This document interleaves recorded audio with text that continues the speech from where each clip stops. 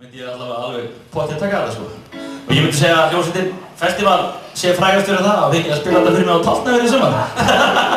Já, það fór ekki fyrir þetta líka.